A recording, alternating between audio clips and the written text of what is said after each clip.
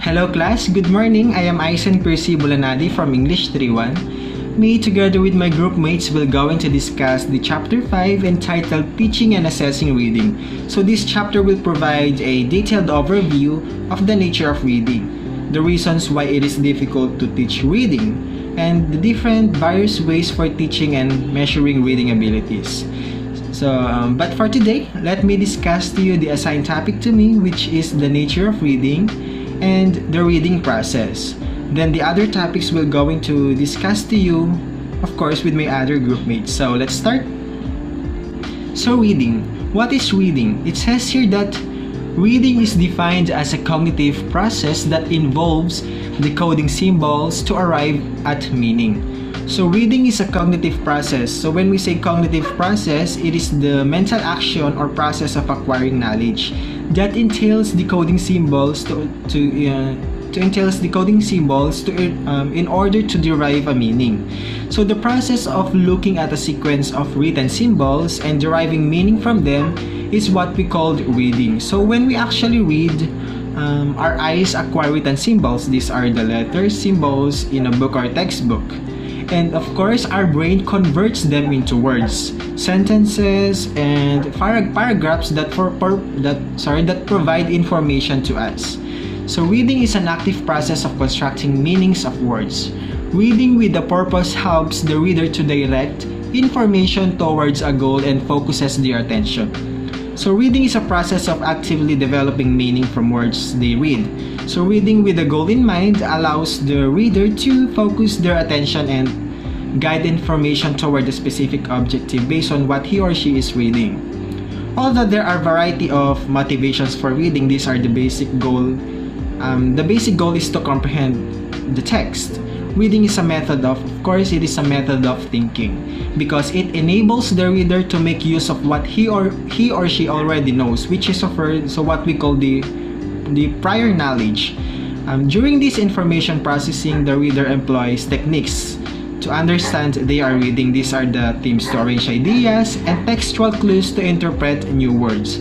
So reading has three components, each of which is, of course, they are equally important. Then we have the reading process. Reading is a process that involves recognizing words, leading to the development of comprehension. So according to research, reading is a process that negotiates the meaning between the text and its reader. So the reading process involves three stages. These are the pre-reading or before reading stage, during reading stage, and the after reading stage. So the reading process it is a process that begins with the word recognition and develops them to understanding. So reading, according to study, is a process in which the reader and the text negotiate the meaning of the text in a book. So there are actually three steps to the reading process. Pre-reading or before reading stage, the next one during reading stage, and after reading stage. And let's tackle them one by one. Then we have the reading process chart. So the main goal of this reading process chart is actually gives us the ideas or techniques, also for us to create some plans before reading a text, during reading a text, and after reading a text. So as you can see here in the chart, we have the first table, which is the before reading, the second one during reading, and the last one we have after reading. So let's go into tackle them one by one. So before reading, these are the techniques that you can actually use before reading a textbook. These are the plans that you can actually use before reading a book or the book that you want. So before reading, it says here that set a purpose. So why are you going to read a specific text?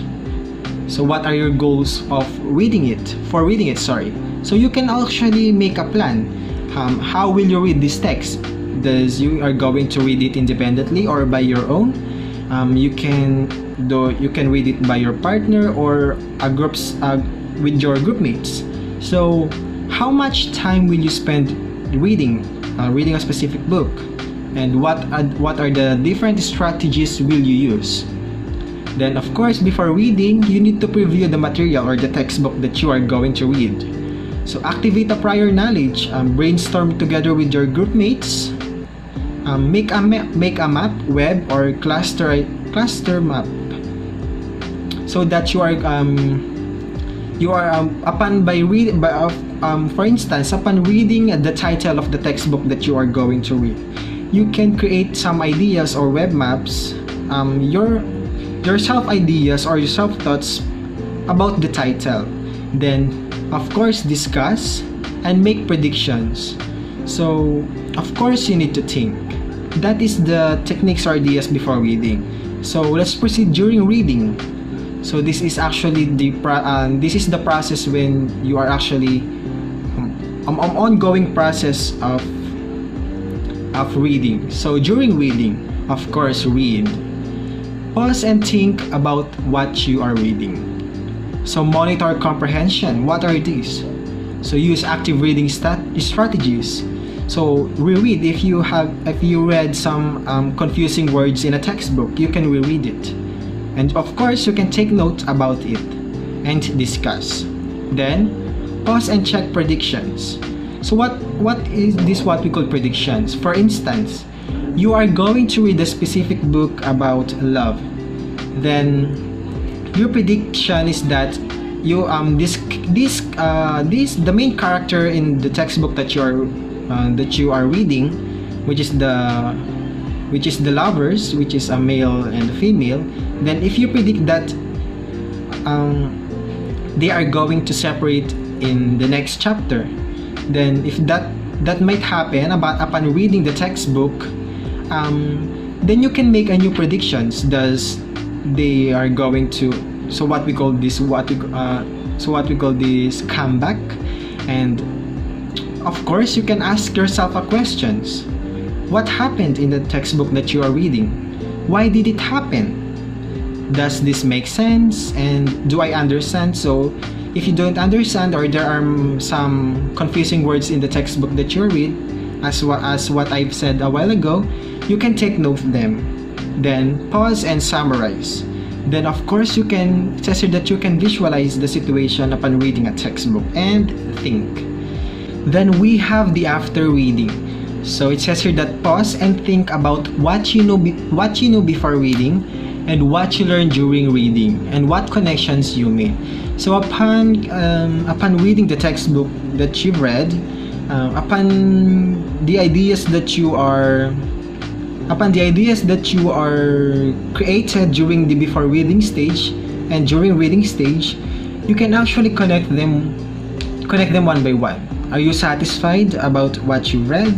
Does the happenings in the textbook that you read actually gives you a knowledge or ideas or satisfaction? Then it says here that try to create a new knowledge by combining what you knew with what you learned, and of course participate in discussion. Then you can create a graphic representation about these are the ideas upon reading a textbook, or upon reading this textbook and during reading stage. Then of course the most important, if you have the ability to summarize the story, you can do it. Then search for answers to the unanswered questions in your mind.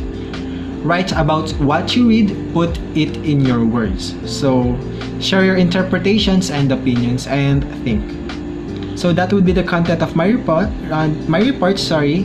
The definition of reading, or the nature of reading, and the reading process. So I'm going to end my report in one of the quotation of Dr. Seuss. The more that you read, the more things you will know. The more that you learn, the more places you'll go. So again, I am Aisen Percy Bulanadi, your first discussant for the chapter 5. Thank you guys for listening and keep safe.